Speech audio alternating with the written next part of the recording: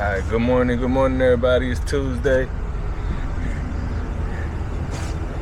Got the air handler ready.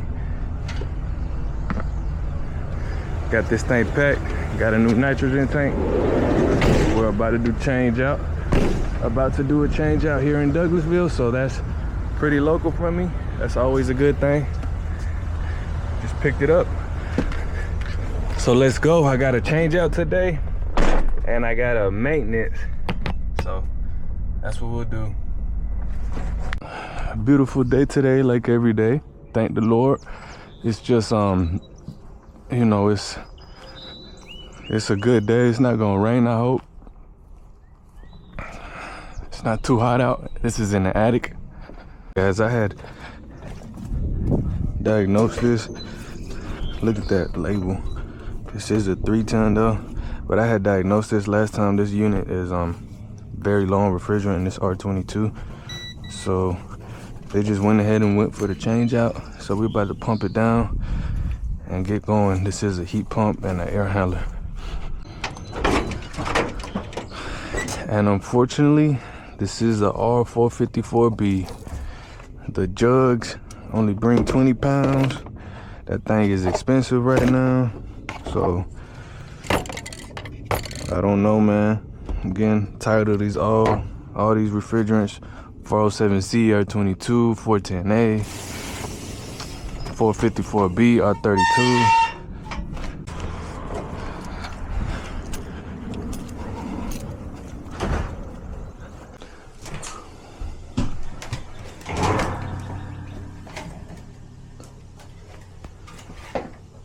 It's crazy how they put staircases in weird areas sometimes. This is the laundry room, but it's right there in the attic. Okay, so that's it right there, boys. That's a 3-ton, but it's 21 inches wide. I'm gonna have to gut it out so I can get it through here and take it out piece by piece. The new one is 17 inches wide. And I input for the property management to replace the plenum as well, so we could have a nice match, but they didn't want to do all that. So they did go ahead and approve the drain pan. That drain pan is rusted out, so at least they approved that. Other than that, this is it. Pretty simple, straightforward change out. It's a carrier as well that we're going in with. So that's it, guys. I don't even think this thing has a P-trap. Look at that. This thing don't even got a P-trap. So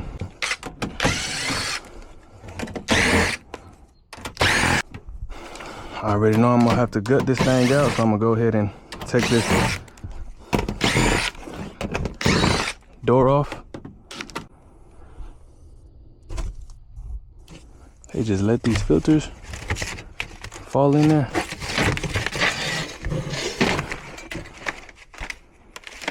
Yeah, they were put in the wrong size. Those carriers have those awkward sizes. All right, we're gonna let him flush this out, and then I'll cut this. It's ready to be cut. So we flush, to make it easy on ourselves, we flush from the outside in. We remove the Schrader on the liquid line and we input our flush through there. So the flush is now currently coming here, going through the coil and coming back out that way, and then we let a lot of nitrogen in until we see it flush out clear. But it's funny because the coil, this is actually the issue. I guess the coil had the leak, and I can actually smell the flush and hear it right here. All right, so what I'll just do is I'll flush it how we're supposed to, I guess. You can see all that flush right there from the coil, and I can smell it. So okay, so we got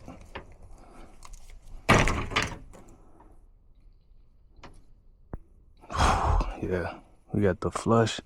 It came in through the liquid line and it came out the suction. So I'm about to give him a call.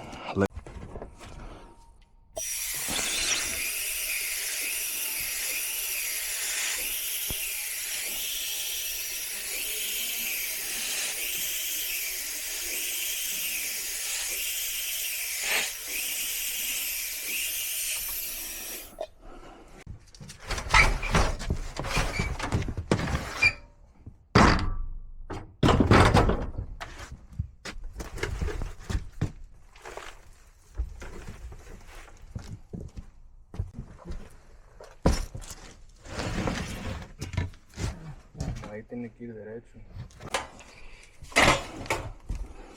Tienen unos tornillos para doblar. Esos están.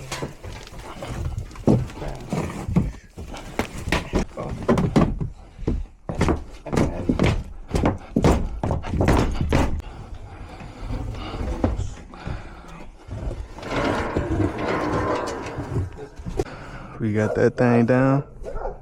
Pop's got the new condenser in. We're not changing the whip or disconnect on this. Remember guys, those folks are cheap. So they're so cheap. So right now we're just gonna sand this down, open this up, get it in. We're gonna put the filter dryer inside.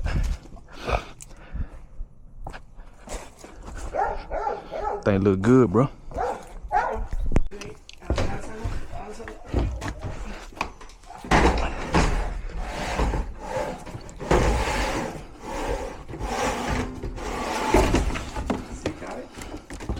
Ahí está, espérame.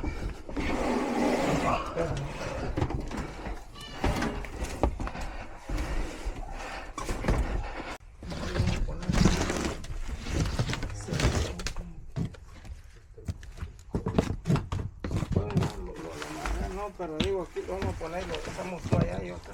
Ajá. Y este creo que va más para atrás, ¿no? No sé, sí, pues ahorita vamos.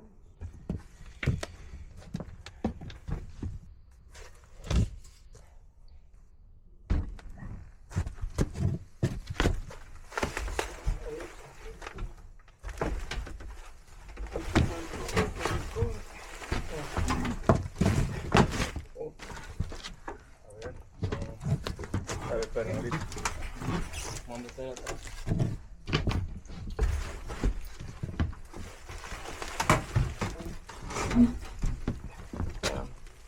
Si quieres.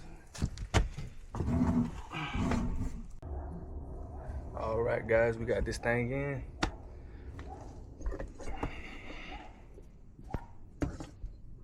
So this is what I was talking about as far as the plenum not matching, but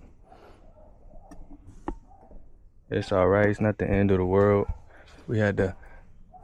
I folded those on both sides as well. So we're just gonna make sure everything is sealed properly, and we'll go from there. Sometimes you gotta work with these property management companies. Sometimes they don't want to even give a drain pan. In this case, they didn't even give us any vibration pads.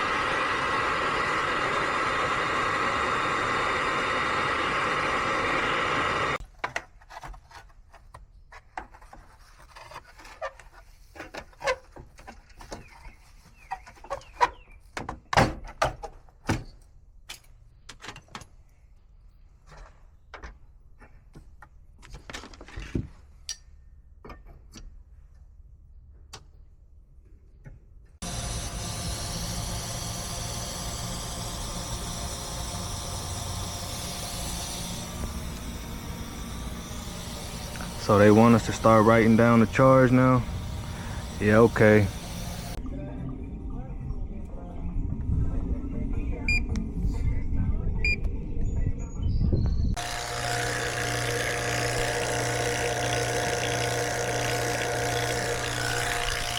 True professional, baby, true professional. We're gonna let that thing sit. Okay, folks, okay, we have 300. So I'm about to open this up. We are good.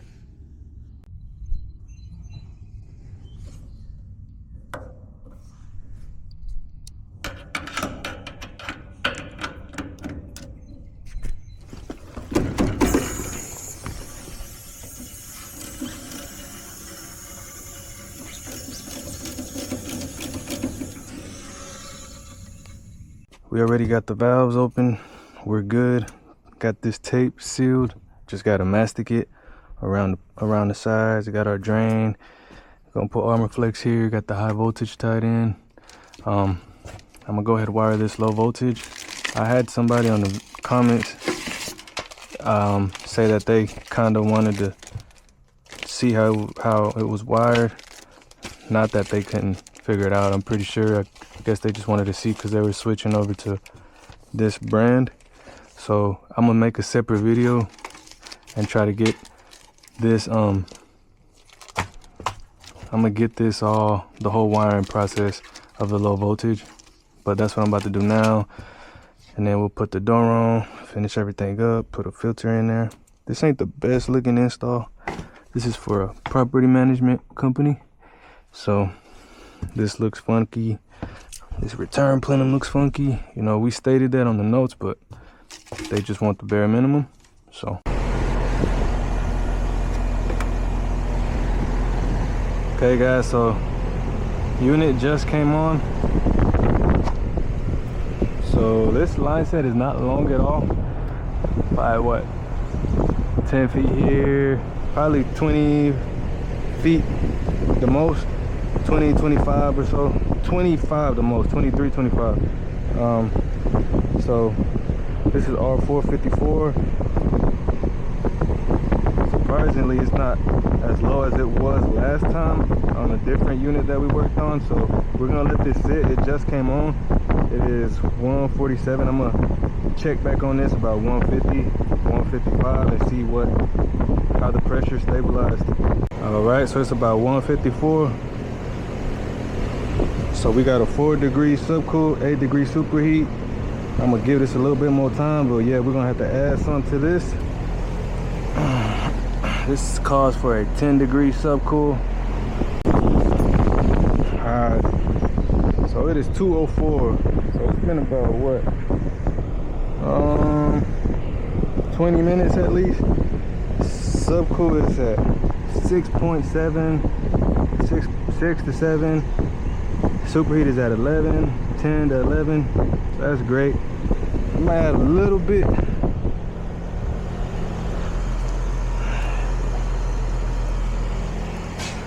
Really, this one came pretty charged, I guess. You keep hearing all these stories about these things being undercharged and this and that.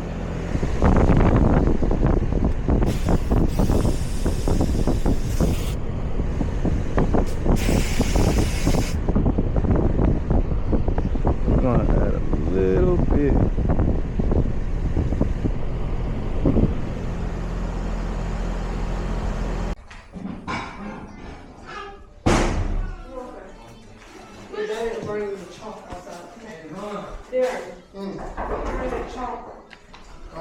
Dang, so this thing's satisfied on me.